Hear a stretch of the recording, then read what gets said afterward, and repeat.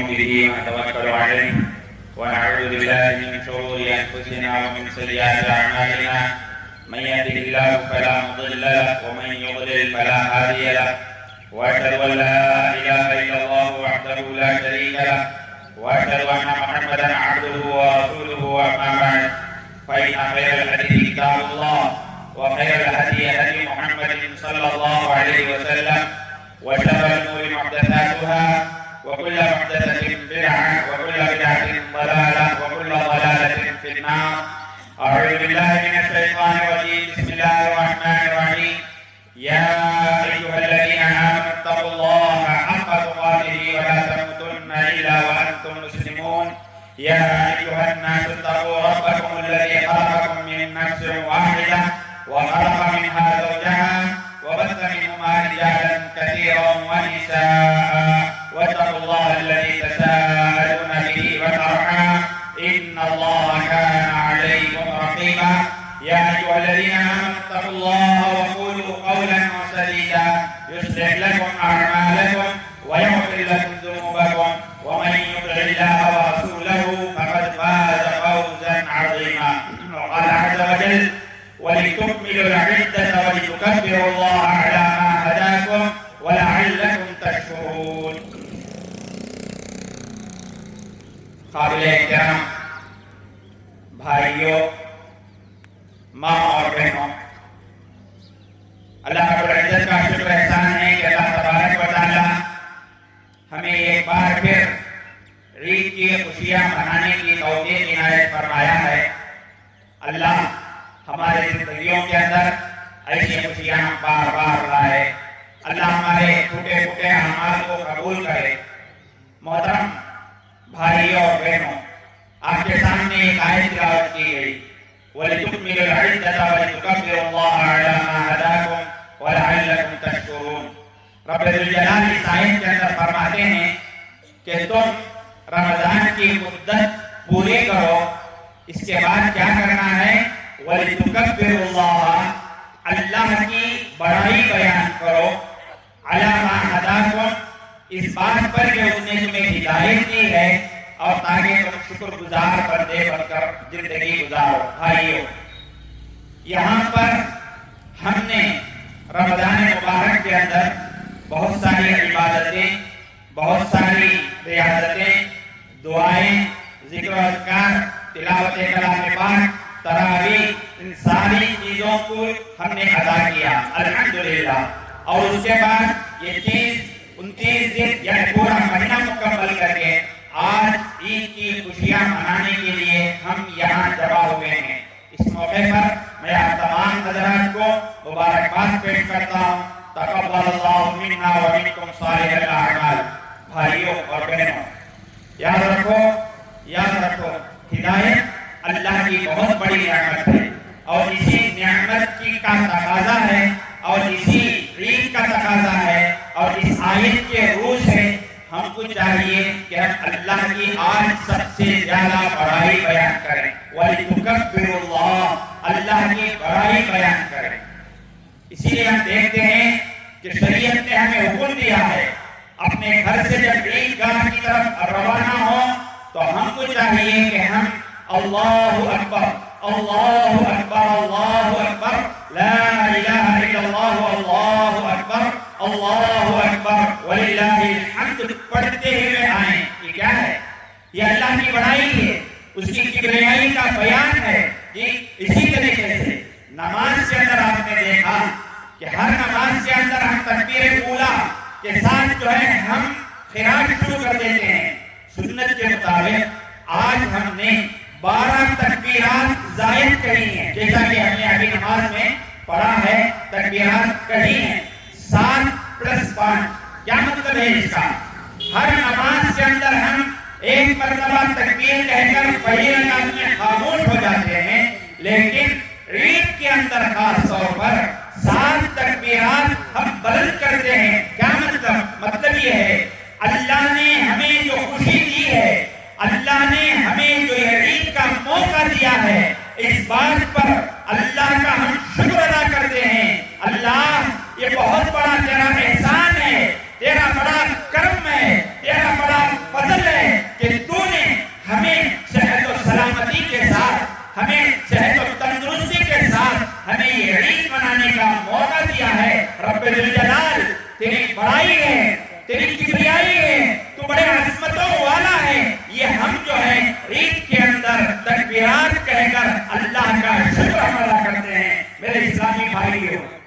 دیکھتے ہیں اللہ کے ناموں میں سے اسماء حسنہ میں سے ایک نام ہے المتکبر۔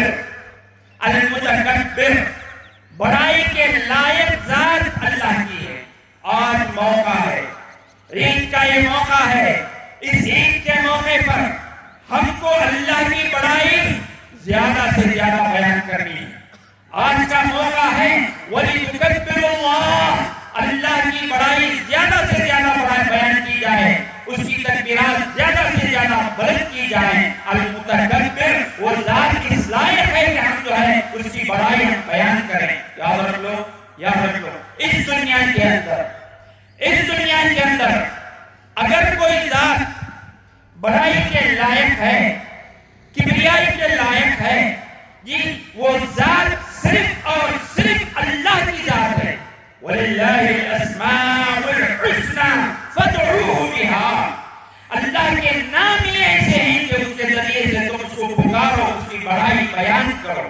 میرے اسلامی بھائیو، آج کا دن ہے وہ دن کہ ہم اللہ کی جتنی زیادہ ہم جو ہے بڑائی بیان کریں کم ہے۔ یاد رکھ لو، اللہ کی بڑائی اس زمین میں بھی ہے، اللہ کی بڑائی آسمان میں بھی ہے، اللہ کی بڑائی قیامت کے دن بھی ہے۔ کوئی ایسا وقت، کوئی ایسا لمحہ نہیں ہے کہ ہم اللہ کی بڑائی بیان کیے بنا ہم اس دنیا کے اندر زندگی گزاریں۔ اللہ تبارک و تعالیٰ قرآن مجید کے اندر خود فرماتے ہیں قیامت کا دن ہوگا، یہ سارے ساتوں آسمان اور ساتوں زمین کو اپنے ہاتھ میں اللہ لپیٹ لے گا۔ لپیٹنے کے بعد اس دنیا کے اندر جو غرور کرتے تھے، جو فخر کرتے تھے، جو کبریائی کے ناچتے تھے، جی ان سے اللہ کہے گا اَيْنَ الْجَبَّارُونَ اَيْنَ الْمُتَكَبِّرُونَ، کہاں ہیں تکبر کرنے والے، کہاں ہیں غرور کرنے والے؟ جی اَيْنَ مُلُوكُ الْأَرْضِ، زمین کے بادشاہ جن کو تھوڑی دیر کے لیے جی بادشاہت دی گئی، کہاں ہیں وہ؟ میرے بھائیو، بادشاہت، بڑائی، کبریائی اللہ کے ذات کے لائق ہے۔ اس دنیا کے اندر جس کو بھی وہ چیز دی جاتی ہے ٹیمپرری ہے، یاد رکھو، تھوڑی دیر کے لیے ہے، اس کے بعد وہ ختم ہو جاتی ہے۔ ہم دیکھتے ہیں، آتے ہیں جاتے ہیں، لیکن مسلسل طور پر ہمیشہ کے لیے بادشاہت اگر کسی کی ہے وہ رب ذوالجلال کی ہے۔ اس کی بڑائی آج بیان کرنے کا دن ہے میرے بھائیو، یاد رکھ لو۔ اللہ نے ہمیں آج خوشی کا موقع دیا ہے، اللہ نے ہمیں آج عید منانے کا موقع دیا ہے۔ کہیں یہ چیز ہمارے دلوں کے اندر غرور اور تکبر پیدا نہ کر دے میرے بھائیو۔ اللہ نے ہمیں دولت دی ہے، اللہ نے ہمیں عزت دی ہے، اللہ نے ہمیں شہرت دی ہے، اللہ نے ہمیں نئے کپڑے دیے ہیں، آج ہم جو ہے بہت کچھ جو ہے انجوائے کر سکتے ہیں۔ اس ذہن سے انسان کے دل کے اندر رتی برابر بھی تکبر غرور کا مادہ نہیں ہونا چاہیے۔ اسی لیے یہ تکبیرات بلند کی جاتی ہیں۔ بڑے تم نہیں، کبریائی تمہاری نہیں، بڑا پن اگر ہے، کبریائی اگر ہے، وہ رب ذوالجلال کی۔ یہی توحید ہے، رب کی بڑائی آج بیان کرنے کا دن ہے۔ بھائیو یاد رکھ لو، یہ بڑائی، یہ کبریائی جی کسی انسان کے لائق نہیں ہے۔ یاد رکھ لو، کسی انسان کے لائق نہیں۔ انسان اگر ہے اس کے اندر تواضع ہونا چاہیے، انکساری ہونا چاہیے۔ جتنی زیادہ انکساری ہو اتنا ہی جو ہے اس کے لیے بہتر ہے۔ کیوں؟ پیارے نبی صلی اللہ علیہ وسلم نے فرمایا ان اللہ اوحی الی، اللہ نے میری طرف وحی کی ہے کیا؟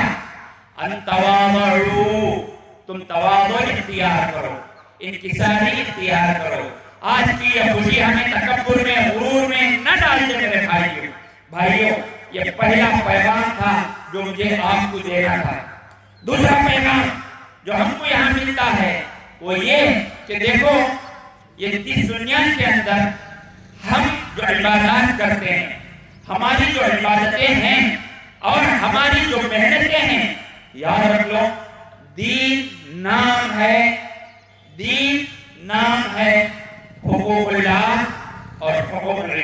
میرے بھائی، دین نام ہے حقوق اللہ اور حقوق العباد کا۔ حقوق اللہ کا کیا معنی ہے؟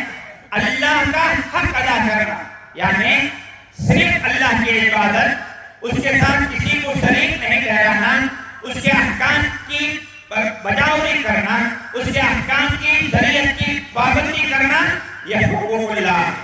حقوق العباد اللہ کے بندوں کا حق ادا کرنا، یہ رب العالمین ہمیں اس کا درس دیتا ہے۔ میرے اسلامی بھائیوں، یاد رکھ لو، اسلام جتنا حقوق اللہ کی پابندی کی ترغیب دلاتا ہے، اسی طریقے سے حقوق العباد بندوں کی بھی یعنی تعمیل کرنے کی ہمیں جو ہے ترغیب دلاتا ہے۔ بندوں کے حق کی تعمیل میں ہم کبھی یہ نہ سمجھے کہ انسان کی جو ہے حق ادا کرے، یہ تو کرنا ہی ہے، اور انسان کا حق ادا کرنے میں یہ بھی یاد رکھو کہ انسانوں کے اندر مسلمان بھی آتے ہیں، انسانوں کے اندر ہندو حضرات بھی آتے ہیں۔ انسانیت کے نام پر بندوں کا حق ادا کرنا، انسانیت کے نام پر، اس انسانیت کے اندر سارے شامل ہیں۔ اسلام ہمیں اسی کا ہمیں حکم دیتا ہے، یہ نہیں کہ اگر کوئی بیمار ہو گیا، اگر وہ مسلمان ہے تو جو ہے ہم اس کے ساتھ جو ہے ہمارا دل لگائیں گے، اس کی مدد کریں گے، نہیں۔ اگر وہ ہندو ہے، ہندو بھائی بھی ہے، تو ایسی صورت میں اس کے ساتھ بیٹھیں گے، جو ہو سکے ہم سے جو ہے اس کی مدد کریں گے۔ یہ اسلام ہمیں اس کی ترغیب دلاتا ہے۔ انسانوں کے ساتھ تو ہے ہی ہے، یاد رکھ لو، حقوق العباد کے اندر جانوروں کے ساتھ بھی اچھا سلوک کرنے کو کہا گیا ہے، جنات کے ساتھ بھی اچھا سلوک کرنے کو کہا گیا ہے۔ جنات کے ساتھ کیسے؟ دیکھو، پیارے نبی صلی اللہ علیہ وسلم نے ایک مرتبہ فرمایا، تم لوگ استنجا کرنے کے لیے گوبر اور ہڈی استعمال مت کرو۔ کیا؟ گوبر اور ہڈی استعمال مت کرو۔ اس دور کے اندر پانی نہیں تھا، یہی چیزیں یعنی پیشاب کی پانی لینے کے لیے استعمال ہوتی تھی۔ پیارے نبی نے فرمایا کہ تم اپنے استنجا کے لیے گوبر اور ہڈی استعمال مت کرو۔ کیوں؟ کیونکہ یہ تمہارے بھائی جنات کی غذا ہے، اگر تم اس کو استعمال کرو گے تو ان کے دلوں کو تکلیف پہنچے گی۔ کیا اسلام ہے؟ سبحان اللہ، کیا ہمارا اسلام ہے! جنات کے ساتھ اچھا سلوک، ان کے جو خواہشات ہیں اس کا خیال۔ میرے بھائیوں، اتنا ہی نہیں، جانوروں کے ساتھ اچھا سلوک، جانوروں کے ساتھ۔ جی، بخاری کی روایت ہے، ایک مرتبہ ایک پیغمبر گزر رہے ہیں، ایک چونٹیوں نے کاٹ دیتی ہے، بخاری کی روایت ہے، ہم کہانی نہیں سناتے۔ ایک پیغمبر گزر رہے ہیں، چونٹیوں نے کاٹ دیتی ہے، غصہ آ جاتا ہے پیغمبر کو۔ جب غصہ آتا ہے تو حکم دیتے ہیں، چونٹیوں کی سارے گھروں کو جلا دو، چونٹیوں کے سارے گھروں کو جلا دو۔ جب یہ حکم دیتے ہیں تو آسمان سے وحی آتی ہے، آسمان سے وحی آتی ہے۔ وحی کیا آتی ہے؟ اہلکت امتا من الامم، امتوں میں سے ایک امت کو تم نے ہلاک کر دیا۔ یہ وہ امت کیا کرتی تھی؟ تسبح اللہ، اللہ کی تسبیح بیان کرتی تھی، اللہ کی تسبیح بیان کرتی تھی۔ تم کیوں فَحَلَّ نَمْلَةً وَاحِدًا، کیوں نہیں تم صرف جو چونٹی تم کو کاٹی، اگر صرف اس کو مار دیتے؟ پوری چونٹیوں کا کیا گناہ تھا کہ تم نے پوری چونٹیوں کے گھروں کو جلا دیے؟ جی، یہ ہے میرے بھائی اسلام۔ آج آپ اور میں، ہمارا کیا سلوک ہے؟ جنات کے ساتھ یہ سلوک، چونٹیوں کے ساتھ اسلام یہ سلوک، ہم اپنے بھائیوں کے ساتھ کیا سلوک کر رہے ہیں بتاؤ؟ ہمارے دل ایک دوسرے سے کیسے جڑے ہوئے ہیں؟ جی، ہم ایک دوسرے کو نیچا دکھانے کی کتنی کوشش کرتے ہیں۔ بھائیوں، یاد رکھ لو، عید کا یہ پیغام ہے، عید کا یہ پیغام ہے کہ ہم ایک دوسرے کا خیال رکھیں، ایک دوسرے کی تکلیف کو سمجھیں، ایک دوسرے کی بھوک اور پیاس کو سمجھیں، ایک دوسرے کی مشقت کو یاد کریں۔ یہی ہم کو اسلام سکھاتا ہے۔ ہم نئے کپڑے پہنیں، یہاں آئیں، نماز پڑھ لیں، سب سے جو ہے گلے ملیں، گلے لگا لیں، ایک مبارکباد پیش کر دیں، اس کے بعد ہم چلے جائیں اور ہمارے دلوں کے اندر وہی رنجش، وہی برائی، دوسروں کے خلاف وہی جو ہے اپنے خیالات، یہ میرے بھائیوں ہمیں اسلام نہیں سکھاتا۔ میرے بھائیوں اسلام ہمیں سکھاتا ہے محبت سے رہو، پیار سے رہو، نفرتوں کو دلوں سے نکالو۔ اس دنیا سے کوئی کچھ لے کے نہیں جانے والا میرے بھائیوں۔ انسان اس دنیا میں خالی ہاتھ آیا، خالی ہاتھ جائے گا، خالی ہاتھ آیا، خالی ہاتھ جائے گا۔ یہ چیز ہمیشہ اپنے ذہن میں رکھ لو۔ تم کتنا بھی کماؤ، کتنا بھی کماؤ، کچھ بھی کر لو، میرے بھائیوں چھوڑ کر جانا ہی جانا ہے۔ یہاں سے نکلے گا نہیں جاؤ گے۔ پیار، محبت، یہ آپس کے اندر الفت، ایک دوسرے کے ساتھ مل جل کر رہنے کی عادت سیکھو۔ یہ عید ہمیں وہ سکھاتی ہے۔ بھائیوں وقت ہوتے جا رہا ہے، کچھ باتیں، کچھ پیغامات میں آپ کو دینا چاہتا تھا۔ بہرحال یہ دوسرا پیغام تھا۔ تیسرا پیغام میرے نوجوان بھائیوں سے، میرے نوجوان ساتھیوں سے، میرے اسلامی بھائیوں، نوجوان طبقہ امت کی ایک دولت ہے، بے بہا خزانہ ہے۔ نوجوان طبقہ امت کے لیے ایک بہت بڑا خزانہ ہے جی، اور اس نوجوان کے سجدوں کی قیمت رب ذوالجلال کے پاس بہت زیادہ ہے، بہت زیادہ ہے۔ لیکن آج ہمارے نوجوان نسل کہاں بھٹکی جا رہی ہے، کہاں جا رہی ہے ہماری نسل؟ آپ دیکھو ان کے اخلاق و عادات، ان کے طور طریقے، ان کے رہن سہن۔ میں سب کی بات نہیں کہہ رہا ہوں، میں میجورٹی کی بات کر رہا ہوں۔ ان کے طور طریقے کہاں جا رہے ہیں جی؟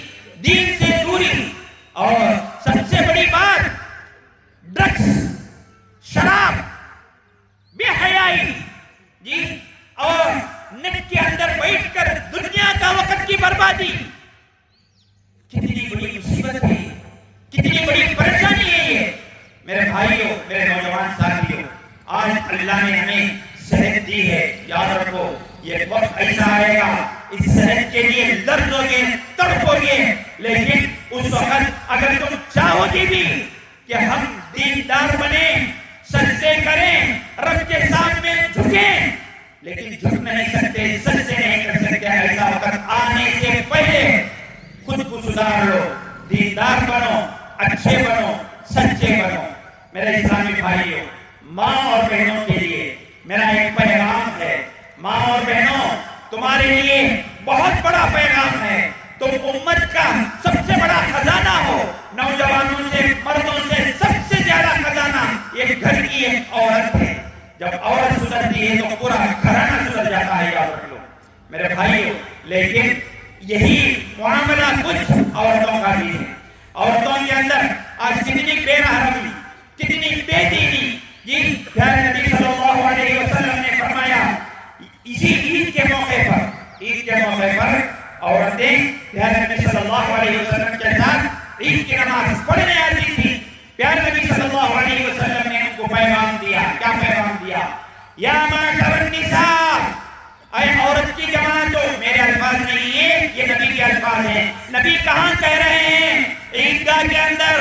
لوگ کہتے ہیں کہ مسجدوں میں عورتیں نہیں جانا، لوگ کہتے ہیں کہ عورتوں کو مسجد جانا، عیدگاہ جانا گناہ ہے۔ یہ حدیث رسول اللہ صلی اللہ علیہ وسلم عورتوں کو مخاطب کر کے کہتے ہیں، عورتوں کے پاس جاتے ہیں، حدیث کے الفاظ، عورتوں کے پاس جاتے ہیں، جا کر کیا کہتے ہیں؟ یا معاشر النساء، اے عورت کی جماعت ہو، تصدقن ولو من حجرکن، اے عورت کی جماعت ہو، تم لوگ صدقہ کرو اگرچہ کہ تمہارے زیورات ہی سے کیوں نہ ہو۔ کیوں؟ فإنی رأیتکن اکثر اہل النار، عورتیں جہنم میں زیادہ جلتی ہوئی میں نے دیکھا ہے۔ کون کہہ رہے ہیں؟ پیارے نبی صلی اللہ علیہ وسلم۔ عورتوں کو جہنم میں جلتے ہوئے زیادہ میں نے دیکھا ہے۔ تو لہذا صحابہ نے پوچھا، وَلِمَ يَا رسول اللہ، اے اللہ کے رسول کس وجہ سے کیوں جل رہی تھی؟ کہا تکفرن اللعن، وَتَكْفُرْنَ الْعَشِيرَ، زیادہ لعنت طعن کرتی ہیں اور اپنے شوہروں کی نافرمانی کرتی ہیں۔ دیکھو عورتوں کی جماعتوں، تمہارے لیے یہ میسج ہے، یہ پیغام ہے کہ اپنی زندگیوں کو سدھار لو، دیندار تم بنو تاکہ تمہارے بچے، تمہارا گھرانہ دیندار ہو۔ اور آخری بات میں کہتا ہوں، عورتوں تمہارے لیے بہترین مسجد کا انتظام ہے جس کے اندر عورتوں کے نماز کی پابندی کا جو ہے پورا اہتمام کیا جاتا ہے جی۔ لیکن افسوس کی بات اس سے لوگوں کو دور رکھا جا رہا ہے۔ یاد رکھ لو، عورتیں مسجد آنا پیارے نبی صلی اللہ علیہ وسلم نے اس کی ترغیب دلائی ہے۔ اگر 5 وقت کی نماز کو بھی تم نہ آ سکو، جمعے کے دن تو آ جاؤ، فنکشن ہوتے ہیں اس وقت تو آ جاؤ، ہر جمعے کی نماز مسجد میں آ کر ادا کرو۔ کیوں؟ تاکہ یہاں پر جو دینی باتیں ہوتی ہیں وہ سن کر کم سے کم تمہاری زندگیوں کے اندر تھوڑا دین تو آ جائے۔ میرے آپ لوگوں سے عاجزانہ اپیل ہے کہ مسجد کو تمہارے ذریعے سے آباد کرو۔ اوپر کا حصہ مسجد کا عورتوں کے لیے خاص کیا گیا ہے۔